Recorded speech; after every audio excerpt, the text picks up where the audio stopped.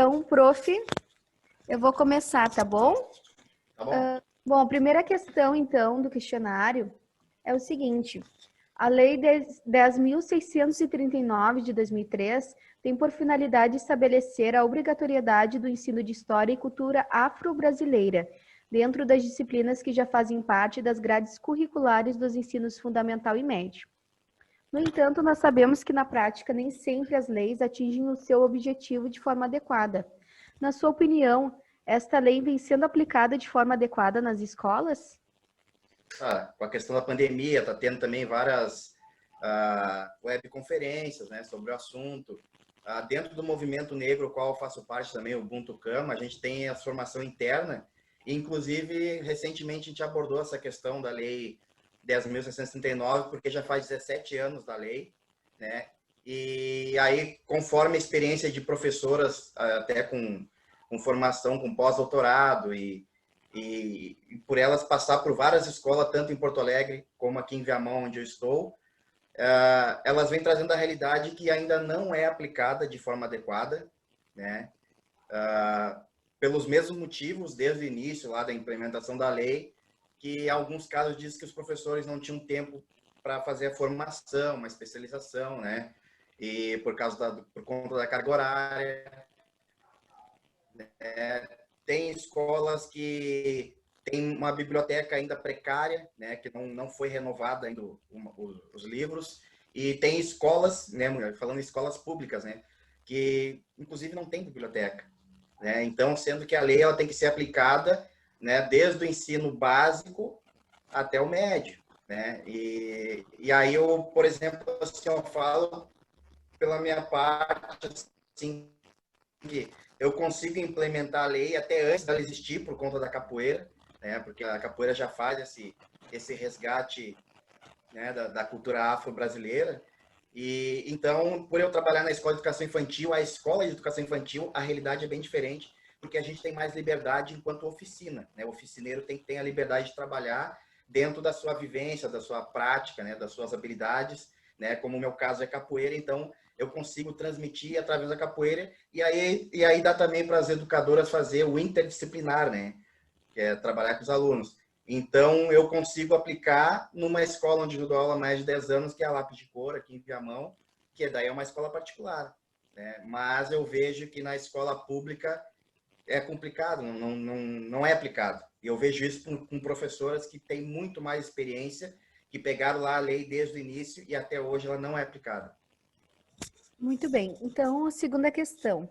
No seu ponto de vista, os professores recebem uma boa preparação para trabalhar essas questões? Sim, até pode trazer a questão da quando a gente entrou na universidade, né?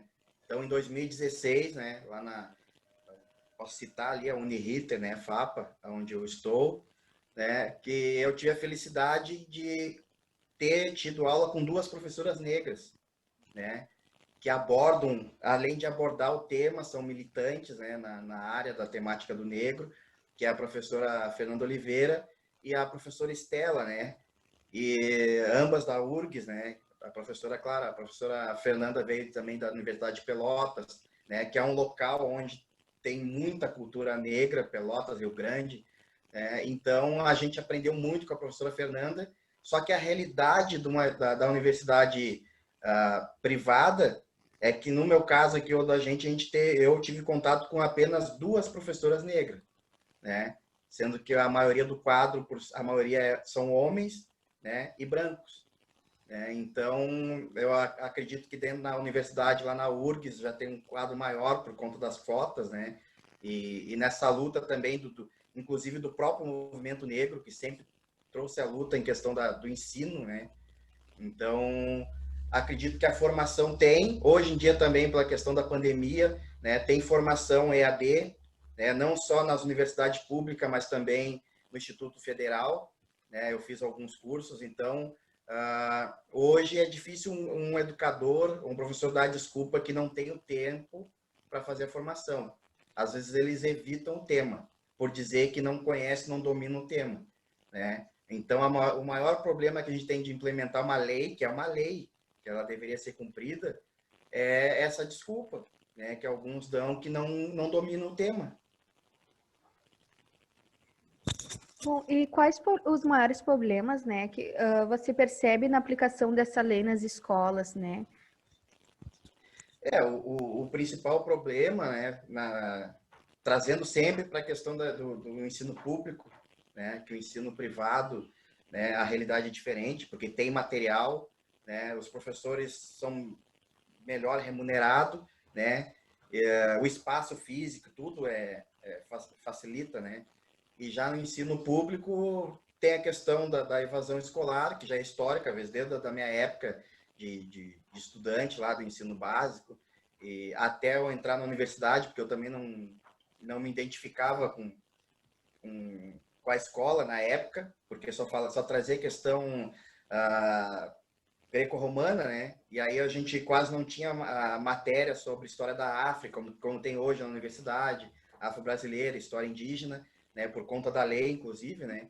E as universidades até estão trabalhando. Então tem essa demora, porque nós vamos demorar a se formar, né? Mas a gente sabe também, eu posso trazer de novo uma questão para a realidade que eu vivenciei dentro do Uniriter, que quando tinha alguma temática do negro, eram poucos colegas que queriam pegar a temática e fazer um trabalho. Né? Se tivesse outro trabalho para escolher, evitava. Então já começa por aí. Né? Formação tem, vai muito do interesse do professor. Eu digo por mim que quando eu me formar, que ainda, né, eu ainda estou graduando, eu vou ter que me especializar muito mais na história indígena e ter contato, né, com uma reserva indígena na prática. Dentro do movimento negro, através da capoeira, e por eu ser um membro associado de um movimento, já tenho muito mais facilidade para falar sobre o tema do negro. Né? Mas a temática indígena, que também faz parte de uma lei já que complementa a 10.669 de 2003, né, que é a Lei 11.645 de 2008, que daí coloca a temática do índio. Né? Mas a maior dificuldade que tem mesmo é uma biblioteca atualizada, né? Os alunos têm interesse em estar dentro da escola, né? E agora com a pandemia, o que estava complicado agravou porque muitos alunos não têm acesso à internet, né? E estão ficando excluídos nesse processo. Né? Então, agora, quando voltar de novo às aulas, já se tem mais ainda Qual é um a atraso relação no dessa ensino lei, né, público, com infelizmente. o movimento negro no Brasil? Total, porque até mesmo quando a gente fala em movimento negro, né, ele vem da história lá do movimento negro unificado, né, o MNU, que é da década de 70, mais especificamente 78, né, mas se tem também a história da luta do negro no Brasil, a história do negro no Brasil, né, o movimento negro é um movimento político, né, e aí se sabe também que lá na era Vargas, né, se tentou lá formar, né, outros grupos, né, e outros movimentos que foram perdendo força, porque também enfrentaram a questão. O próprio Getúlio Vargas, ele era, além de um nacionalista, ele era um ditador também. Né? Então ele acabava ditando as regras de como cada organização deveria se portar. Né? E tinha grupos mais resistentes a isso. Então, os próprios grupos acabavam, né, se diluindo, porque tem toda uma questão também, quando a gente fala da história do negro no Brasil, tem a questão territorial, né, a questão também de localidade, porque nenhuma região tem a mesma demanda e as mesmas necessidades, né, são diferentes, apesar de se comunicarem. Né, porque a gente for pegar a própria história do negro, né, o negro ele sempre dialogou, né, não só teve questão de conflito, mas também teve momentos que teve que se unir, né, politicamente. Só que quando a gente fala de movimento negro, é uma questão que daí o movimento tem estatuto, tem regimento interno, tem toda uma burocracia, né, na questão. Mas a gente sabe que existiam movimentos abolicionistas, né, que é bem anterior. Mas agora, na temática da Lei 10.669, a gente remete especificamente ao movimento negro unificado, né, que trabalhou a questão da educação, porque já a partir da República. Porque se a gente for trazer a questão lá da primeira Constituição, né, de 1824, ela proibia o negro de ter acesso ao ensino. Né? E aí, quando a gente for trazer a questão do ensino, graças à luta do movimento negro lá, né, no final da década de 70, anos 80, e aí também com a redemocratização e a Constituição de 1988, está lá, né, a luta do povo negro, né, de todos os movimentos negros que existiam em vários estados, né, e também é unificado porque uniu, né, a nível nacional, e então hoje os negros lutam por seus direitos constitucional, que não tinha nas outras constituições. No seu ponto de vista, qual a importância de se trabalhar o ensino de história e a cultura afro-brasileira nas escolas? Até assim, a principal importância, né, é devolver, né, para o povo negro, os africanos, afrodescendentes, né, a sua história que foi negada, né, que tentaram apagar a história, porque a gente sabe que a escravidão ela foi regida por lei, né, então existia uma lei que permitiu a escravidão. A gente também tem que nem eu sempre passo para os alunos a diferença da escravidão moderna para a antiga, que eles fazem essa confusão, e hoje a gente está conversando, falando sobre a questão da escravidão moderna, que é onde tu transforma o ser humano em coisa, né? Tu tira toda a identidade dele, tenta tirar, né? E dizendo que ele é inferior, é primitivo, toda aquela questão eurocêntrica e etnocêntrica, né? E para dizer que ele tem que se civilizar, né? E aí, a partir do momento também, quando a gente traz a questão da educação, o negro ele já era alfabetizado, né? Por mais que tenha a cultura através da oralidade, mas a gente tem a própria revolta malê, que aconteceu na Bahia, que eram os negros islamizados. Então, para ler ali alguma coisa do Alcorão, tinha que entender o árabe, né? Básico. E a religião católica demorou muito para dar esse acesso para o negro, né? Aprendeu a língua materna, depois que seria o português aqui no Brasil, então dificultou bastante. E através das outras constituições, que nem eu citei aqui, mais ainda. Então, por isso, quando a gente traz a questão de ações afirmativas e a questão de cota, é uma reparação histórica que vai muito além da reparação, que é devolver a história para um povo, né, que a gente sabe que hoje o continente africano é o continente lá onde saiu o primeiro hominídeo, lá, enfim, o continente lá, terra-mãe que chama. Né? E então, por muito tempo, por dizer que o negro era inferior, né, e era incivilizado, se negou inclusive as construções lá das pirâmides, tudo, né, por muito tempo. E muitos eram reis, rainhas, de impérios. Né? Então, quando eu também trabalho com os alunos em escola, eu digo para ele assim, ó, tenta ver quem veio primeiro, que daí vocês vão entender que os próximos foram se apropriando da cultura um do outro. Né? Então, o europeu vem bem depois. Quando a gente trabalha a questão lá do Egito Antigo, a gente traz toda essa questão, também os povos lá da Mesopotâmia, né? E aí vem descendo. Né? Então, daí eu digo isso para os alunos. Muito da nossa cultura hoje, né, se deve à cultura africana, afro-brasileira, né? Porque a gente também teve uma reconstrução, né, histórica. Então, a lei 10.639 nada mais é do que dar legitimidade para os alunos negros, né, e pardos também, que a educação traz muito essa questão do pardo, se identificar, né, não ter mais vergonha da sua história, da sua raiz, né, da sua essência. E, infelizmente, o livro didático, ele é um livro político. Então, de acordo com o momento histórico ou o governante que está no poder, ele tenta manipular a história. Mas hoje a gente também tem várias pessoas se formando aí, já com outro pensamento mais humanitário, e reconhecer que não existe uma cultura melhor que a outra, existem várias culturas. Né? Mas no passado se tinha aquela coisa de o europeu era a cultura que sobrepõe as outras, né? E o indígena e o africano era o inferior, o primitivo. E hoje a gente já trabalha essa questão. Então, a gente, enquanto professor, a gente tem que cobrar a lei e, se for o caso, até denunciar via Ministério Público, né? Porque é lei, né? Então, lei, ela tem que ser cumprida. Alex? O Alex está mudo ali, eu acho. Livros que eu tive contato de 2014, né? Principalmente, a partir até era de uma professora da PUC, né? Quando eu estava dando aula na escola Canadá, eu observei porque os alunos me falaram, ó, professora, aqui tem alguma coisa falando sobre capoeira aqui no livro, tudo, aí eles faceram me mostrando, né? E aí eu fui lá olhar o livro, tudo, e eu percebi, sim, que hoje tem ótimos livros, né? E depois também, através da universidade, né, os professores nos trouxeram a questão que quem escolhe o livro é o professor, né? Então, muitas vezes o professor de história é ele que tem que, quando vem um catálogo, alguma coisa lá, né, antes de fazer a compra, né, ele que deveria escolher, né? A gente, de repente, eu não sei como é que funciona nas escolas, se seria assim, né? Mas, e os livros, inclusive, lá já logo no início, ali na apresentação, eles já citam a lei, já falam da lei e tudo, né?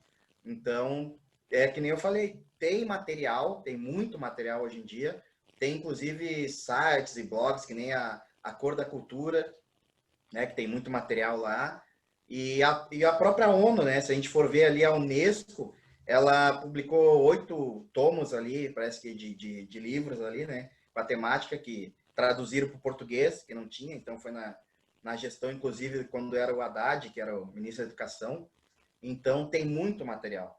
Só que nem eu falei, né, tem professores que têm que se interessar na temática, tem que fazer, né, a especialização, né, uma pós-graduação, no caso, né, e aproveitar todo esse conteúdo, né, porque também ouvir os alunos, porque a gente aprende também na academia que o professor ele não é o detentor do saber, ele não sabe tudo, né, ele tem que primeiro identificar os seus alunos, né, onde dá aula, né, se é numa periferia, zona urbana, enfim, com a realidade local, e também conversar com os alunos, porque todo mundo é um ser histórico, né, e a partir da conversa que vai tendo com os alunos, é uma forma da gente fazer eles aprender o conteúdo, não memorizar. Porque a partir do momento que nem quando a gente, no meu tempo, pelo menos, de estudo, eu via que a gente tinha que mais decorar para a prova. E depois esquecia tudo. Né? E como também já não tinha interesse, não se identificava o conteúdo, né? Hoje se tem o prazer no conteúdo, se o professor trabalha também a questão de vídeos, né? Passar vídeo para o aluno, né? Contextualizar, passar um filme, falar sobre o filme, né? E aí, com certeza, o aluno ele vai entender o conteúdo. Então, material tem bastante hoje para trabalhar. Vou repetir de novo a questão, tá? Para Uhum. ficar registrado. A respeito dos livros didáticos, na sua opinião, os livros didáticos que seguem a lei estão apresentando um bom conteúdo para os alunos? Apresenta um bom conteúdo. Próxima questão. Como educador de capoeira e professor de história, como você pode usar a sua experiência em sala de aula? No meu caso, é bem tranquilo, assim, porque muita coisa que eu já aprendi com os mestres de capoeira, a gente continua aprendendo, porque a gente costuma dizer que a capoeira ela não, é uma arte que não tem fim. Ela tem começo, método e não tem fim, né? E aí na história também a gente trabalha a questão de que a história não tem verdade absoluta, porque sempre vamos descobrindo novos achados, né?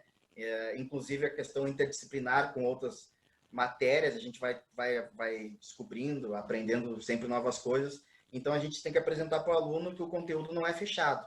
Mas o maior problema que a gente enfrenta hoje em dia é, às vezes, um aluno que estudou muito tempo ou tem acesso a livros que estão desatualizados, ele teima com o professor e não aceita a mudança, né? Ele diz que não, porque eu aprendi assim, porque não deve ser. Então, através da capoeira, como é a questão da oralidade, né, foi uma das maneiras que me levou para a universidade, além da Lei 10.669, quando trazia a questão da história indígena e africana e afro-brasileira, né? E então eu queria ter essa curiosidade de aprender a pesquisar, como pesquisar, né? E porque a capoeira tem a questão também por ser uma questão da oralidade, então às vezes cada mestre trazia sua vivência, né? Então às vezes também algumas coisas batia, outras não. E quando a gente tinha acesso a livros que não eram escritos por capoeiristas, né, tinha coisas ali que eram contraditórias, né, porque a pessoa não tem a vivência, não está dentro da cultura, não vivencia, mas ela simplesmente fez um trabalho de campo e muitas vezes no passado tinha aquela do capoeirista sacanear, né, aquele estudante universitário, porque eles vêm aqui, perguntam um monte de coisa, mas não tem nenhuma contrapartida, depois somem, desaparecem, não faz nenhum trabalho voluntário, sei lá. Então, só que a gente percebeu com o tempo que a capoeira perdia com isso também, porque tem muitos livros publicados, né? E com erros, assim, né? Então, a capoeira, ela pode ser transmitida em todas as séries. Eu trabalho desde a educação infantil, né? Porque a capoeira, a história dela, ela já está imbricada na história do Brasil desde o século XVI. Quando também vocês vão que às vezes eu vou falando demais também, porque tem a questão do tempo, né? Que é só 30 minutos, mas aí a gente vocês vão me direcionando aí, senão eu começo a falar.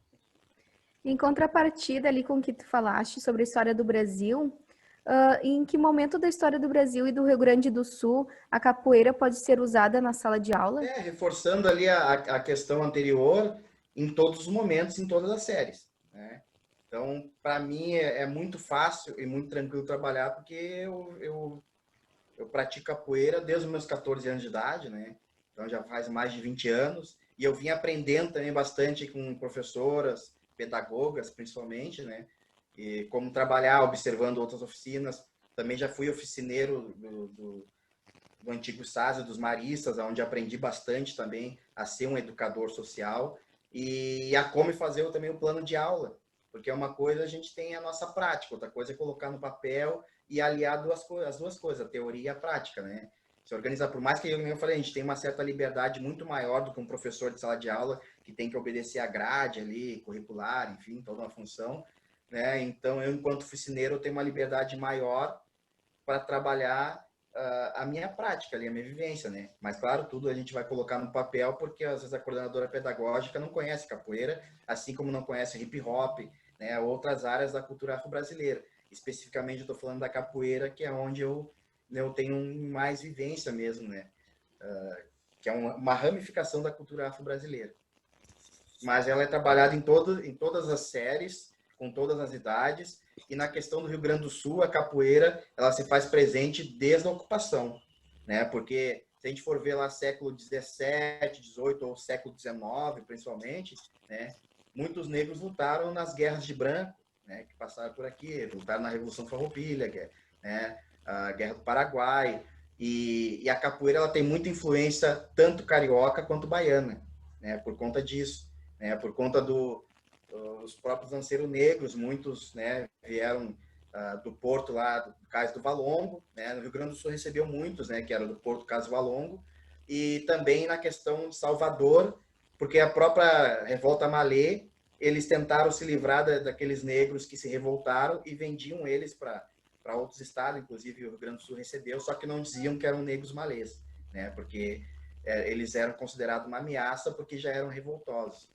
E com isso, a capoeira baiana e carioca tem muita influência aqui. Então, é desde a ocupação. Bom, para finalizar as questões do Alex, conte um pouco da tua experiência do teu canal do YouTube e a contribuição dele para o ensino da história e da capoeira ao público leigo. O ensino remoto e ter que fazer vídeos para enviar para as escolas. Então, eu trouxe a questão de se trabalhar esse ensino EAD, né, que é onde eu gravo um vídeo e mando para a escola, né? E também obedecendo aquele tempo, né? Porque nem todos os alunos têm acesso à internet, ou quando tem, é controlado, então o vídeo ele não pode ultrapassar 30 minutos, né? Então, geralmente, em média, 15, no máximo 30 minutos. E com isso eu mantenho o contato de treino com os meus alunos, né? E também trago a experiência da capoeira para as famílias, né? Porque às vezes a família vai acessar com o aluno, acaba aprendendo junto e tendo contato com as minhas aulas que eram feitas às vezes somente na escola de educação infantil, ambiente fechado, né? E aí mesmo que eu tinha as apresentações, né, e os eventos, os pais viam ali o que os alunos aprendiam, mas hoje, até quando eu vou contar a hora do conto, contar alguma história da capoeira, usar algum livro, os pais têm acesso também. Então, acaba contribuindo para várias pessoas que são leigas, que não conhecem, né? Você quer fazer tuas questões? São duas, né? Sim. Bom, vamos ver. O que seria a Carta dos Princípios escritas em 1978 e quais a sua importância para o movimento negro hoje em dia? Essa questão que tu traz, né, acredito que é de um artigo, né, que vocês estão estudando, né, que até eu pedi um material para Alex, assim, para mim dar uma lida também, para estar mais ou menos por dentro, conseguir contextualizar, né, com o que vocês estão trabalhando. E isso era uma carta aberta, Nicolas, porque faz parte, assim, do movimento negro, né, como que nem a gente falou, um movimento político, né, que luta por ações afirmativas. Então, nessa carta, né, ela é tornada pública, né, geralmente enviada a algum presidente, pode ser enviada para um governador de estado, né, para o prefeito, enfim, né, fazendo as exigências que o povo negro precisa e que estão sendo, inclusive, desrespeitados, né? Que tem muitas leis e direitos que estão na Constituição que não são respeitados. Então, é uma carta aberta, Nicolas, na época lá do Movimento Negro Unificado, fazendo algumas exigências, inclusive, né, traz algumas demandas da área do ensino, né, que foi utilizada para a construção aí e aplicação da Lei 10.669, de 2003. O que seria a Frente Negra e sua importância para esse movimento? Que a Frente Negra ela é anterior, né, ao movimento negro, né? Que a Frente Negra lá ela teve início lá na era Vargas, né, nos anos 20, 30, 40, 50, né? E aí entra a questão do movimento negro unificado, né? Que daí, que nem eu falei, todo movimento tem estatuto, tem regimento interno, tem associados, né? Se eu não me engano, lá que eu vi no artigo de vocês, lá o movimento negro unificado chegou a ter, em média, ali 20 mil ou mais associados, né? Na época. E se desfez porque também passou pelo processo tanto da era Vargas, né? Que a Frente Negra perdeu força e se desfez. E o movimento negro também teve dificuldade no período da ditadura, né? Eles fizeram bastante coisas, várias lutas até hoje, e existe hoje em dia vários movimentos negros, né, com nomes variados em todas as regiões do Brasil, vários estados, né?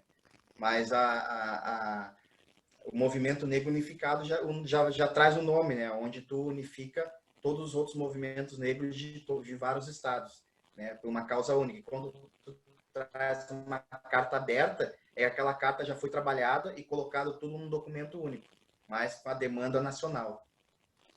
Mais alguma coisa, Nicolas? Aproveitando assim, ó, que vocês vão apresentar o trabalho, né? Por isso que a gente tem que tentar focar aí no trabalho. Aí ver com o Alex, aí com a Elisa ali, se tem mais alguma coisa assim, acrescentar. E até mesmo que eu também li o material que vocês leram, então alguma coisa, como eu não estou com meus rascunhos aqui, mas a gente pode lembrar junto, né? Porque vai ficar gravado, depois edita, né? Então deixa pro Alex e para a Elisa aí ver o que mais a gente precisa falar. Um pouquinho para nós sobre o teu currículo. Sim, eu iniciei a capoeira em 1993, né? 4 de agosto de 1993. Então, eu sou de uma geração da década de 90, né?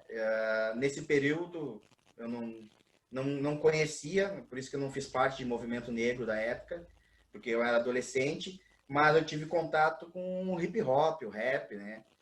Ia para baile funk, racionais, então, porque na própria música traz a questão, né, de política, da realidade social, de periferia, né, em que a gente vivia, então também tinha uma revolta, já a questão do próprio adolescente tem, né, de revolta, e aí eu tive contato com a capoeira nesse período, né, de 1993, foi aonde também eu tive um resgate social, né, porque eu vivia numa área assim que tinha violência, na escola também tinha brigas, era uma época que existia gangues, né, então geralmente as gangues eram questão territorial, né, uma vila contra outra, e às vezes eu estudava aqui em Viamão, numa escola que é na Santa Isabel, mas morava numa vila distante, que eu ia a pé, o ônibus era difícil pegar, porque eles não paravam pra gente, também a gente não ia pagar, né, a gente ia passar por baixo, não tinha dinheiro, e então eu tive esse resgate social através da capoeira.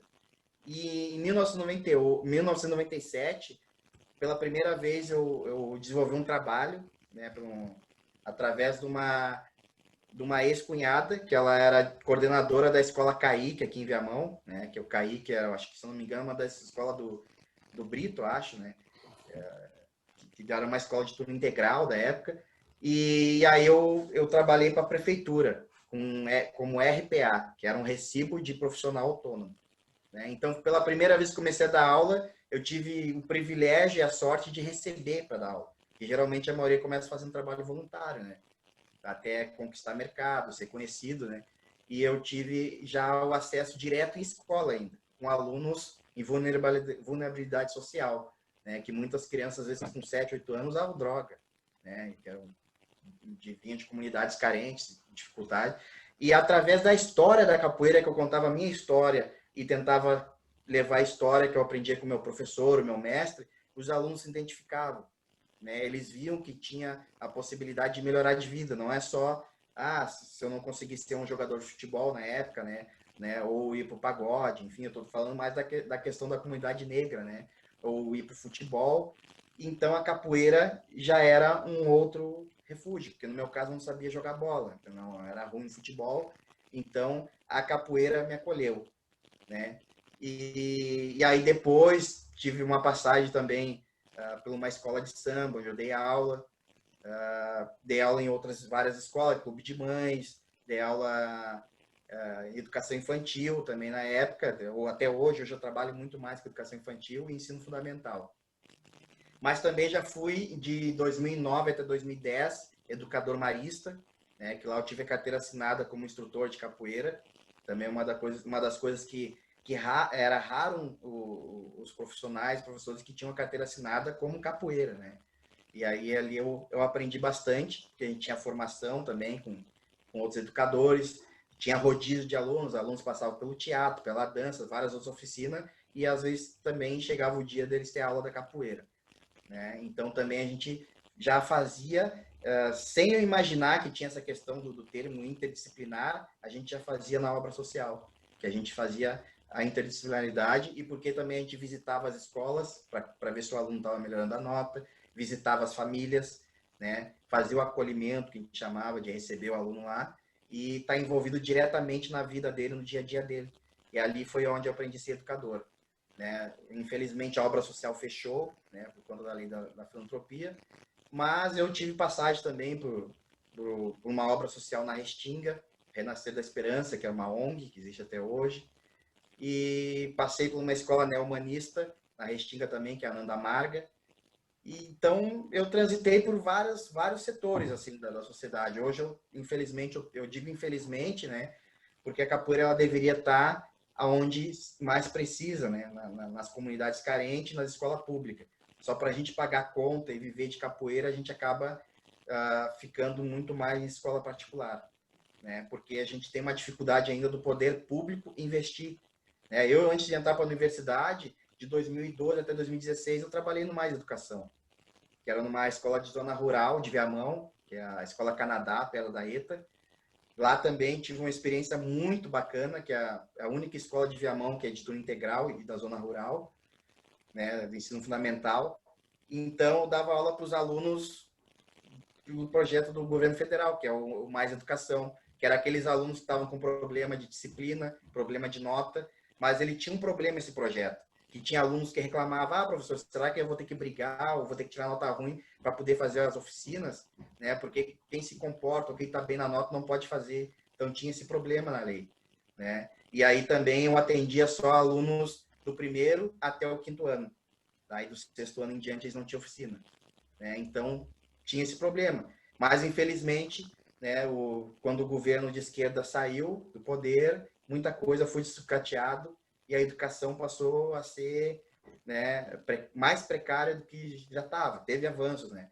Então também para reforçar, antes que eu esqueça aí para ajudar com vocês, o movimento negro ele teve fases, né? A primeira, a segunda, e a gente está falando do movimento negro unificado, a terceira fase, que nesse momento é onde tiveram contato, inclusive, com material, né, que chama de esquerda lá, conteúdo de Marx, né, Karl Marx, e também tiveram contato também com o Partido Comunista do Brasil. E aí, a partir do momento, o negro passou a entender a questão de classe e étnica social, porque até então eles transitavam em partido de direita. E a gente sabe que até hoje esses governos de direita eles não têm políticas públicas sociais, né? Não tem interesse, principalmente na área da cultura, né? E para a periferia.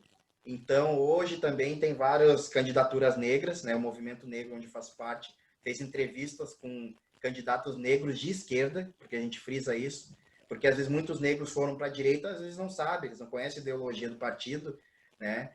Ou alguns conhecem, que daí às vezes querem receber um salário, não estão nem aí com a causa coletiva, mas a gente frisa a questão de ser de esquerda, né? Então, esses avanços, a própria lei, quando eu explico para os alunos, né? Por mais, porque hoje em dia tem esses xingamentos, porque tu é esquerdista, tu é isso, que é aquilo, que é Lula, mas eu digo para eles, a lei é de que ano? 2003, né? E aí depois teve uma lei de 2008, né? E aí depois teve também a questão do Estatuto da Igualdade Racial, 2010, E tudo isso, todas essas conquistas dentro do governo Lula e Dilma, né? E governo de esquerda, que até então o Fernando Henrique, né, que era considerado um intelectual, o movimento negro, começou a entender pelo viés da educação e também da política. Hoje em dia, quando eu converso com os alunos em sala de aula, a primeira brincadeira que eu faço com eles, eu me apresento, falo meu nome, e eu pergunto, vocês me veem como branco ou negro? Aí é geral, a maioria dos lugares, professor, até branquelo, até branco, não sei o que, eles dão risada. E aí eu mostro foto de família, aí eu começo a falar sobre a minha família, sobre a minha história, que eu sou uma terceira geração de liberto, né? A minha bisavó foi escravizada, né? Depois vem a minha avó, que pegou a libertação, mas ela foi tratada como escrava em casa de família, né? Trabalhando desde criança. Aí vem a minha mãe, depois vem eu. Né? Mas eu sou fruto da miscigenação, mas eu tenho consciência de classe e reconheço a minha identidade étnica. Então, no IBGE se traz a questão do pardo, né? Pardos, indígenas e negros. Mas dentro do movimento negro, por isso dizer, um negro é todos, é preto, pardo, eles não aceitam a questão em mulato, porque é pejorativo, enfim. Mesmo o termo negro, que era pejorativo, a gente transformou para uma questão positiva. Né? A própria capoeira, ela foi perseguida por lei, que eu peguei uma época em que se falava que capoeira era coisa de marginal, coisa de maloqueiro, enfim. E aí hoje eu falo, não, eu sou capoeira, com muito orgulho, né? Então a gente acaba ressignificando, né, um termo que era pejorativo. Então, para o movimento negro, e as pessoas têm que entender, pardo é preto, pardo não é branco. Só que tem muito pardo, embranqueceu, clareou um pouquinho a pele, acha que é branco. Né? Então acaba, inclusive, virando as costas para sua família, tendo vergonha, enfim.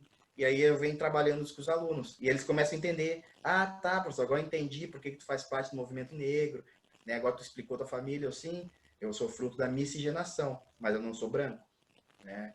E até nem tenho contato com meu pai biológico, nunca tive. Então, Que eu nem sou eu. nascido dentro da periferia e dentro de família preta. Então, a minha identidade cultural é preta também, né? É negra.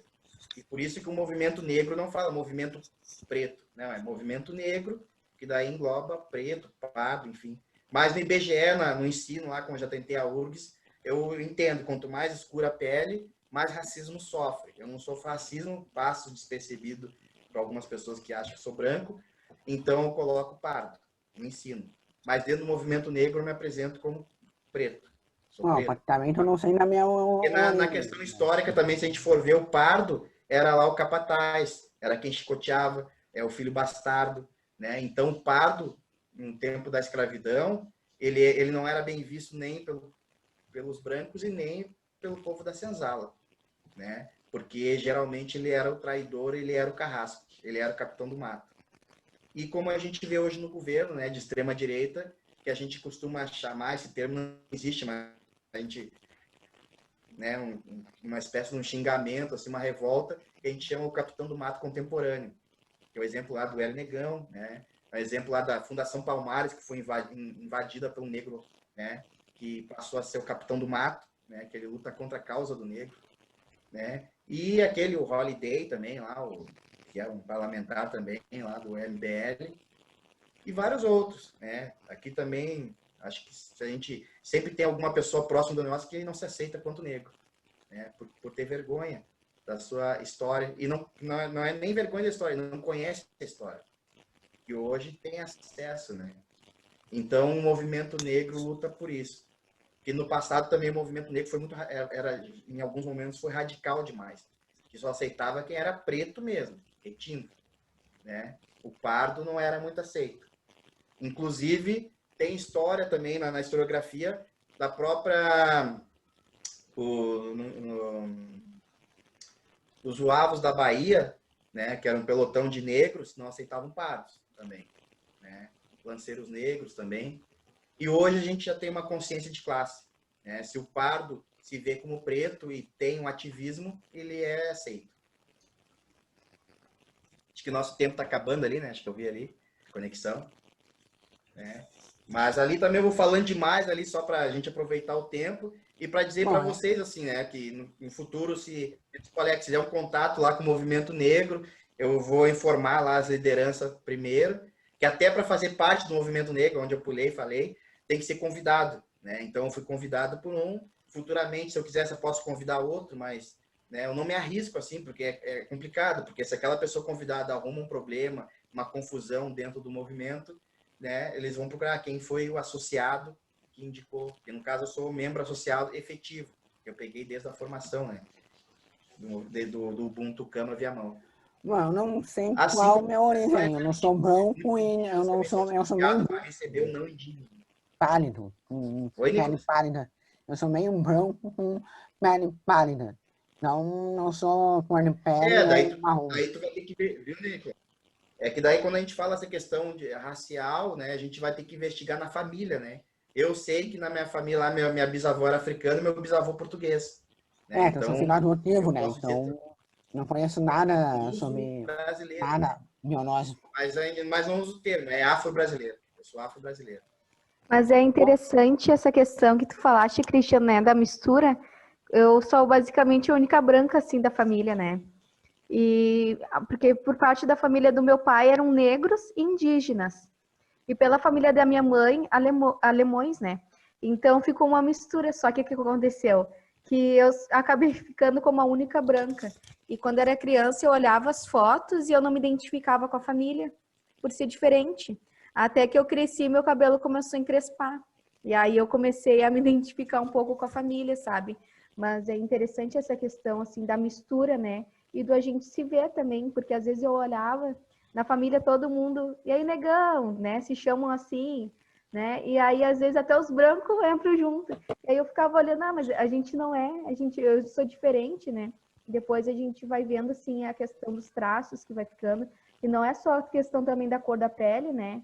Mas envolve a questão também de várias questões, né, da miscigenação Já, e já depois tem até uma numa. diferença, eu não sei. Recentemente também a gente andava numa polêmica e sempre surge uma pessoa que fala que é branco e se deparou com negros racistas, que ele sofreu racismo. E aí a Não gente sou tenta branco, mostrar tá para ele, não, ligado? o branco não sofre racismo. E a gente diz, não existe o racismo invertido. Porque o racismo é uma questão que te priva de ter acesso a cargos de poder, né, que já teve na Constituição de 24, né, de 1824, que não poderia exercer cargos públicos e eclesiásticos, né, que seriam os negros e pardos. Não poderia exercer esses cargos. Então, aí entra o racismo institucional, que a gente fala, né? Racismo estrutural, está na estrutura do sistema. Né? Mas o branco, ele não é privado de ter acesso a cargo de poder. Por isso que a gente diz, é uma pessoa não gostar de ti é diferente de dizer, ah, eu sofri o racismo porque ele me xingou, não me aceitou. Não, tu não sofreu racismo. Por isso que está dizendo, quem inventou o racismo foi o branco europeu, né, na escravidão moderna, que é onde ele traz a questão do indígena e do africano, que torna ele inferior e transforma ele em coisa. Que pode ser uma mercadoria que pode vender, descartar, enfim. Bom, Né? eu E, nunca sofri infelizmente, racismo na o vida. racismo ele é fruto da escravidão. Né? Por isso que a gente ainda é muito recente, então o racismo ele é um resquício da escravidão. Então, por isso que a gente passa para o branco que tem essa visão. Ah, mas eu também já sofri racismo. Não, tu nunca sofreu racismo e nem vai sofrer.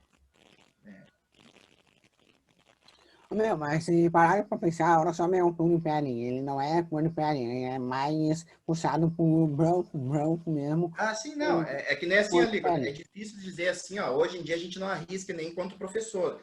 Dizer que o aluno é branco ou não é. Até se o aluno é negro, dizer, ah, eu não sou negro, daí tu não vai contrariar ele. Né? Enquanto Ah, é que professor, desde criança eu nasci com esse daí tom de tem pele, que meio ensinar para claro. ele, fazer ele ler o material, né, os livros, explicar. Com o Ó, tempo, pode ele ver. vai se identificar. Né? Ó, Mas eu não não sou cor de pele, ó. vai Ó, criar um não conflito, sou né? cor de Então, pele. é a mesma coisa a questão do gênero, né? A questão de gênero, que a gente vai trabalhar em escola e várias outras, né? Várias outras coisas. Mas a questão racial pesa muito mais, porque até hoje, né? Inclusive o professor lá de história, que era professor lá do Colégio Militar, lá, agora esqueci o nome dele, né? O Ronaldo. O Ronaldo, né? Ele falou que ele tentou fazer uma pesquisa, Ah, desde a Constituição de 88, alguém já foi preso pelo crime de racismo. Ele disse que não encontrou. Né? Eu também tentei fazer uma pesquisa, não encontrei, porque é transformado em injúria racial. Por que isso? Porque geralmente quem julga é branco, entendeu? Então eles acabam dando um joguinho de cintura, porque na Constituição o crime é inafiançável. Então, até hoje, ninguém foi punido por racismo, né? Só por injúria racial. Então, para a gente ver que a gente vive uma sociedade racista ainda. O que eu te perguntar por fora, assim, a respeito das cotas, né? Eu lembro que a gente teve uma palestra na Unirite que a palestrante explicou a respeito, né, do negro, né, que ele entra na cota. Tem muita gente que é a favor, outros são contra da cota, né? Eu não tenho uma opinião formada sobre isso, até porque eu não tenho muito conhecimento, assim. Que bom Mas que fez essa pergunta, porque assim, ó, porque eu sempre pensava genericamente, ó, tem uma reparação histórica, que também não repara nada, porque mais de 300 anos de escravização, e aí a questão do racismo também dificulta bastante. Mas depois eu fui descobrir quando eu fui tentar a URGS. Eu tentei não pela Universal, eu tentei pelas cotas, mas aí que nem eu me inscrevi com o pardo. Mas aí tem um processo que as pessoas que não fazem parte não entendem, que é muito mais dificultoso em alguns momentos que o ingresso universal, porque tu vai concorrer com negros, né, em número maior, muito qualificados, né? Eu fui mal em português, né? Por isso que eu não passei, né? Porque eu peguei a nova ortografia. Mas vai afunilando, porque daí entra a questão de renda, né? Entra a questão, se tu estudou escola pública, a racial é outro campo, daí vai afunilando. Não é só isso, é que as pessoas se apegam só na cota racial, mas é social também. E automaticamente o negro tá. Por isso que as pessoas dizem, então por que não faz então cota social? Não, porque tem brancos que a gente sabe que moram em periferia, né? E eles vão ter o privilégio da cor. Se ele conseguir ingressar na universidade, ele se encaixa muito mais fácil no mercado de trabalho. Como a gente vê vários negros que se formaram na universidade não entraram no mercado de trabalho ainda, né? Por questão da cor. Eu aprendi, inclusive, no unificado, quando eu fiz o curso, me chamou atenção, foi a história do poeta brasileiro Cruz de Souza, né? Que os pais dele eram escravos, mas aí a família que escravizava os pais dele deu um ensino para ele, estudou, né? Foi um dos de Souza o nome. E aí, quando ele fazia concursos públicos, ele ia se apresentar, não aceitavam ele pela cor da pele. Mas o currículo dele, tudo era maravilhoso. Como eu peguei o processo também de pedir até pouco tempo, currículo com foto. Por que eles pedem isso? Porque eles querem ver na foto. Se realmente a empresa está precisando, né, e tu tem um bom currículo, tu vai ver que uma pessoa que estava na fila contigo lá, às vezes passou e não tem um currículo muito bom, mas daí tu vai associar pela questão racial, porque aquela empresa ela é racista. Historicamente, há pouco tempo, não faz muito tempo, o Zafari já tomou processo sobre isso. O Zafari não contratava pessoas negras. é interessante porque ano passado eu vi uma colega que ela entrou para a faculdade pelas cotas, né? E eu vi ela criticando uma professora, porque a professora lá da PUC mesmo, ela era contra as cotas. E aí ela pegou e disse, ela falou na nossa frente que é contra as cotas, sendo que ela é branca, né? Então ela está debatendo uma coisa assim que não, né? Que indo contra algo que favorece os negros. Só que ano passado eu fui ajudar uma amiga também a se matricular e eu percebi que, por exemplo, assim, tem a cota, mas aí, por exemplo, assim, tem 5 vagas normais e uma vaga para cota, né? Então, será que realmente compensa a cota mesmo? É que nem tu falaste, né? Às vezes não vale a pena, né? Às vezes então a cota às que as vezes nem pessoas não sempre entendem, é. as pessoas não entendem que para branco sempre existiu cota.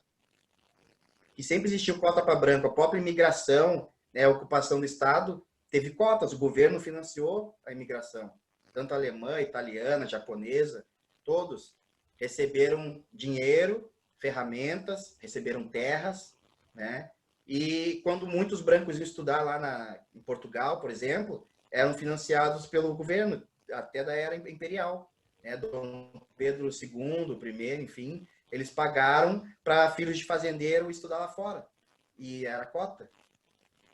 Né? Então, a gente vê que, historicamente, ainda está imbricado o racismo na nossa sociedade. Porque quando a gente traz isso, as pessoas daí desconversam. Assim, não, né? Então, vamos falar sobre a Lei de Terras, de 1850. Dificultou para o negro que foi liberto, não tinha estudo, não tinha nada, que daí foi morar nas favelas, nas periferias, nos morros, porque não tinha como comprar terra. A lei de terra dificultou, inclusive, do negro comprar terra, né? E até mesmo imigrante depois, né? Alguns também não conseguiam comprar, mas tinha mais facilidade de... Enquanto o negro estava brigando para se inserir no mercado de trabalho, os imigrantes estavam brigando por direitos trabalhistas, porque muitos vieram da Itália, Alemanha, que já tinham leis trabalhistas lá. É esse processo que às vezes a gente tem que conversar com o aluno, explicar, porque vai discutir em casa, vai trazer, que as pessoas têm muita questão do senso comum, né? Não que o senso comum não pode ser usado, pode, mas tem que ser lapidado, né? E contextualizar. Aí dizer para eles, sempre existiu cota, né? Aqui as sesmarias, né, da época, né, a divisão de terras eram cotas que o imigrante português recebeu, a grande maioria, depois os açorianos, né? Onde eu moro aqui, Viamão, né? Vieram para cá muitos açorianos. Inclusive, volta e meia faz festa de açoriano, mas tem três quilombos urbanos e tem reserva indígena. Mas o bom é que a gente vai tendo contato com material que a gente não teve na escola. E não tem, os alunos não têm. Quando a gente pega os artigos para ler, vai descobrindo um monte de coisa, a gente vai contextualizando, problematizando, a gente, tanta coisa que vai surgindo que o aluno não tem, infelizmente. A gente não tinha. Né? Eu, por mais que eu tive contato com a capoeira, eu tive muito mais revolta contra o sistema do que entender o sistema. Hoje eu não sou tão revoltado, eu tento entender o sistema e orientar meus alunos pelos caminhos que eles têm que ir, uns caminhos não tão dolorosos, né? Porque a revolta vai levar ele para cadeia, né? Cemitério, como eu perdi muitos amigos. E eu tive sorte em alguns momentos de estar aqui, hoje vive pelo resgate social que eu tive da capoeira, né? Mas nem todo mundo consegue. Mas eu falo da capoeira, mas a gente sabe que até os textos que vocês leram, teve bastante a questão também das agremiações, né? A questão dos bailes de negros, dos clubes de futebol. Então, tudo isso eram também coletivos, né? Então, tudo existe antes do movimento negro. O movimento negro é um movimento político, né? Mas também já existia agremiações, né? As igrejas lá, que tinha a igreja dos pretos, né? A gente vai pegar ali Salvador, né? As igrejas lá de Salvador, a igreja do Bonfim, enfim, né? Então tem essa questão do sincretismo, mas o negro nunca deixou de praticar a cultura dele e de agir politicamente. Só que geralmente a história oficial, entre aspas, né? A história dos vencedores acabam marginalizando a história dos ditos vencidos. Estando na universidade, a gente consegue, né, inclusive, ir além de textos eurocêntricos, etnocêntricos. Agora, tu falando, me fez lembrar de uma situação que uma amiga... Eu tinha um casal de amigos, os dois negros, e eles tinham duas meninas. E ela veio um dia me relatar, agora eu não consigo me lembrar o nome dela, mas ela veio, comentou comigo que a menina chegou na escola, tinha festa fantasia, e ela foi vestida de princesa, e quando chegou na escola, as colegas olharam para ela e disseram: por que tu tá vestida de princesa se não existe princesa negra? Né? Tu teria que ser branca para te poder usar essa roupa. E a menina chegou em casa e falou, triste, né, chorando, falando para a mãe dela que ela foi o que tinha acontecido, né?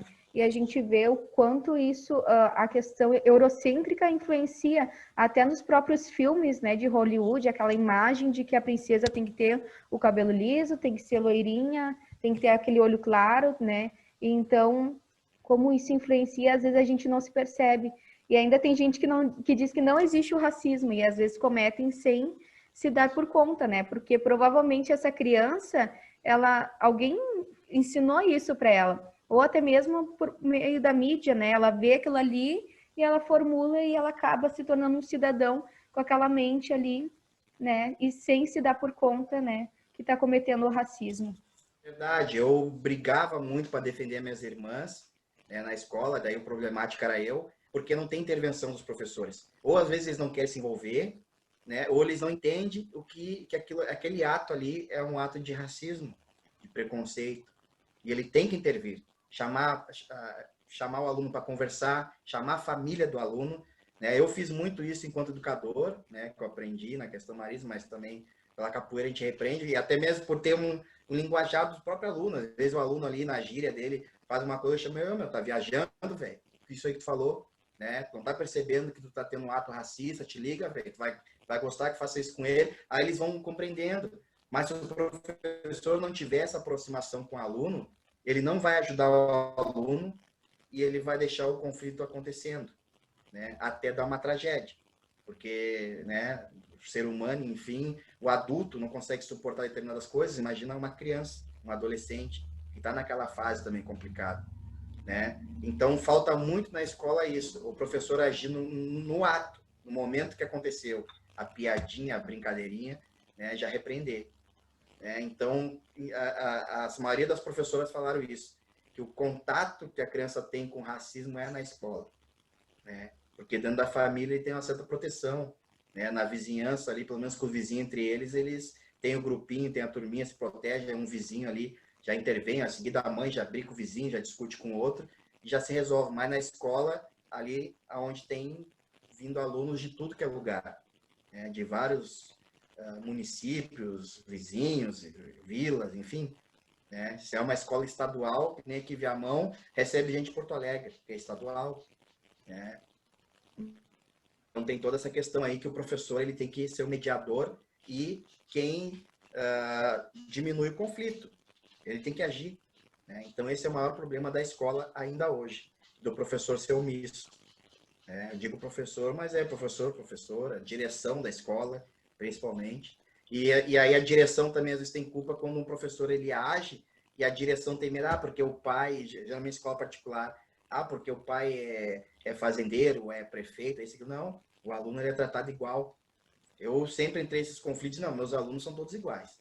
Não tem essa. Eu vou chamar atenção, seja de quem for, nem me interessa também. Se for o caso, eu nem quero saber se é filho de empresário, filho de prefeito, como já aconteceu. Eu tenho alunos que é filho do prefeito, eu xinguei igual. Mas depois que eu vou descobrir que é do prefeito, eu falei, não, mesmo que eu soubesse que é do prefeito, é xingar igual também, né? E aí eu conversar com a direção e explicar. Mas também, claro, anos dando aula, eles me conhecer, então eu também consigo ter essa autonomia hoje nas escolas. Né? Se tiver que repreender, eu vou repreender. Né? Mas, às vezes, o professor, quando ele é novo, está começando na escola, começando o trabalho, ele fica aquele receio, né? Porque também a direção não ajuda, às vezes. A equipe não ajuda. Mas a gente tem que agir, tem que agir. A própria lei é para isso, né? Para a gente evitar esses preconceitos. Tudo. Mesmo que a gente hoje está num governo que deu força para esse pessoal, né? E o professor, hoje em dia, é xingado, é espancado, enfim... Mas o professor, ele tem a sua profissão ali como uma missão, né? Enfim, então, se ele realmente quer ser professor, vai além do salário. Claro, a gente gostaria de ser mais respeitado, inclusive financeiramente. Mas a gente tem que exercer bem o nosso trabalho. Então, tudo isso assim que está trazendo, essas coisas, é legal a gente fazer essa troca, né? Porque, né, vamos ser futuros professores. Eu estou dentro da escola por conta da capoeira, né? Mas muitos já sabem que eu estou fazendo licenciatura em História, já também trabalhei um ano já numa escola de reforço escolar, né? Trabalhei com alunos que estavam estudando para o Instituto Federal e também para o Enem, então também foi uma experiência legal. Mas aí também facilitou bastante que muitos já foram meus alunos de capoeira, então eu estava num ambiente favorável também, né? Mas eu digo isso para vocês, a gente une força, é isso mesmo, é sempre agir, né, naquele aluno que está sendo humilhado ali, piadinha, assim, que tá mesmo ferindo a criança, né, adolescente, enfim. Mas eu fico feliz, assim, de ver o teu relato, a tua visão, né. O Alex também, mesmo que eu vejo assim, que ele está sem áudio, mas ele também tem a mesma visão, a irmã dele é professora, né, e a gente conversava bastante sobre isso, então... eu também fico bem à vontade para conversar isso entre vocês, porque é o que a gente vai enfrentar, né? Vai ser o nosso dia a dia, né? Acho que a gente pode finalizar. A gente passou só um pouquinho do horário, mas estava boa a conversa, né? Sim. Então, sinal que estava bom. Tá? Muito obrigada, Christian, então, por tudo, viu? Que esperamos que tenha muito sucesso aí nessa carreira, né? Continue, então, nesse entusiasmo aí, tá bom? Tá, obrigado, igualmente a Ô, você. Christian, tu sabe Qualquer coisinha qual... também, o Alex tá sem áudio, mas depois a gente pode ir conversando também pelo WhatsApp ali, qualquer dúvida ali. Mais Qual alguma. a ordem das cores da capoeira, né? Não sabe qual é a ordem? Ah, daí, Nicolas, nessa questão assim, ó, existe vários grupos de capoeira, né? Até mesmo para te entender o estudo aí do movimento negro, que não são iguais, não são plural, a capoeira é a mesma coisa, né? É tu imaginar, por exemplo, assim, ó, tu vive na casa da tua mãe e teus pais aí, né? Então tu tem, É. aí na tua casa tem certos costumes. O dia que tu casar, tiver a tua família, tu vai misturar o teu costume com a da tua esposa, enfim, né? E já não vai mais ser o mesmo. Na capoeira é a mesma coisa, por isso que a gente tem mestre. E cada mestre, né, ele tem a sua filosofia. A gente tem regras em comum, que o uso do instrumento, algumas cantorias, mas tem grupos que não é a mesma cor, as cordas, as graduação. Tem grupo que não usa graduação. E tem dois estilos muito distintos, que é a capoeira Angola e a capoeira regional, que eram dois mestres baianos que foram reconhecidos na era Vargas, né? Então existiu também vários outros mestres, mas eles estavam no momento daquele reconhecimento ali, né? Então, mestre Bimba cria a luta regional baiana, por ser no estado da Bahia, depois ganhou uma proporção nacional, aí ficou a capoeira regional. Então é a capoeira que eu pratico, mais alta, em cima, com corda, é da linha dessa capoeira do mestre Bimba, que sofreu transformações, porque eu não fui aluno dele, meu mestre também não. Então a gente chama hoje que eu sou um capoeira contemporâneo, que a gente vive no momento contemporâneo, né? E a É, eu capoeira me Angola lembro segue uma o... linhagem da capoeira mais ritual, né? Aquele jogo mais lento, mais no chão, e eles têm uma filosofia muito mais ligada com a história, com a cultura africana, do que com a cultura, do que a capoeira contemporânea, que é mais Até eu me esporte. lembro, o professor, ele era negro, não tem um pratiquei quando eu era criança. Ele era negro. Não, ele continua sendo, né? Não deixou de ser, né? Se ele não morreu, né? Continua Não sendo negro. sei. Isso. Mas hoje em dia se diminuiu bastante os negros na capoeira por questão do preconceito, né? Que a capoeira, que nem eu falei ali, eu entrei numa época e ainda falava que a capoeira é coisa de marginal, coisa de maloqueiro. E como eu morava em vila, eu pensei, fechou, tô no lugar certo. Já que onde eu moro já, que nem eu digo, eu não sofri preconceito racial, mas eu sofri preconceito social da vila onde eu morava. Ah, porque mora lá naquela vila tal, coisa. Aí diz, que a capoeira é coisa de maloqueiro, tá? Se eu moro lá na vila tal, sou maloqueiro, capoeira é para mim, né? Mas daí fui descobrindo outras coisas. Eu entrei na capoeira para aprender a brigar. Na época, daí apanhava na escola, mas aí entrando para capoeira, fui fazendo amizade, as pessoas me reconhecendo como capoeirista, porque a capoeira ela é bem vista na maioria dos lugares, seja em periferia, seja em morro, seja em favela. Chegar com o uniforme da capoeira tem acesso livre, né? Porque até mesmo no universo do tráfico, né, tem regras também. E eles reconhecem muito a história da capoeira. A capoeira, né, veio lá do escravizado, que era uma luta por libertação, e existiu no Rio de Janeiro as maltas de capoeira, que eram gangues de capoeiristas. E cada malta, né, vigiava o seu bairro ali, né, a sua localidade. E quando as maltas se encontravam, era briga braba, era feia a coisa. E aí a própria formação também dos morros e favelas com tráfico é quase a mesma coisa das maltas antigas, né? Algumas regras que tem. Tu tem que saber chegar, que a gente fala, ó, tem que saber chegar no lugar, né, Nicolas? E a mesma coisa a roda de capoeira, Nicolas. Com o tempo, assim, tu vai perceber, se tu treinasse, o professor orienta o aluno, ó, não vai em qualquer roda, né? Porque tem roda que às vezes eles não respeitam, tem rivalidade de grupo também, né? É uma questão de ganhar aluno também, o cara bate no aluno para dizer que é bom para treinar com ele. Mas isso é uma questão já do ser humano, né? Desde lá do tempo lá do homem lá, os hominídeos lá, que depois que se uniram em grupo, né? E por brigar por caça e depois por terra, sempre existiu esses conflitos. Então não é uma coisa só da capoeira, é uma coisa já do ser humano sempre entrar em conflito com o outro por disputando algo. É só as cores das cordas mesmo, eu não sei, Nicolas, porque daí cada grupo é diferente, os grupos não são igual. Né? Nem no meu caso, eu faço parte hoje do grupo Muzenza, de capoeira.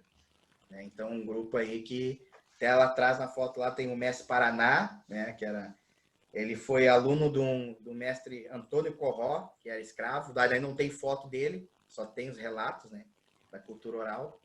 E o mestre Paraná, ele aparece no filme Pagador de Promessas, Já tocou também na Orquestra Sinfônica também do Rio. Outro filme que fala sobre a capoeira e mostra a cultura baiana também é a Capitães da Areia. Isso. Tá? Mas daí agora deixar aí para Elisa aí pro Nicolas, né? Se quer encerrar também, até para dar uma descansada, né? Dos estudos aí, se organizar. Tá? Eu tenho vários trabalhos para fazer também. O Nicolas tá sem áudio aí, daí eu deixo para Elisa aí, a Elisa aí fazer Oi. o Alex. encerramento. Estamos vendo? Então tá, vamos finalizar então. Muito obrigada mais uma vez por tudo. Né? Eu não sei se eu fecho aqui. Bom, se fechar, sai só eu, né? Tá, eu tô saindo aqui já, tá aí. Tá.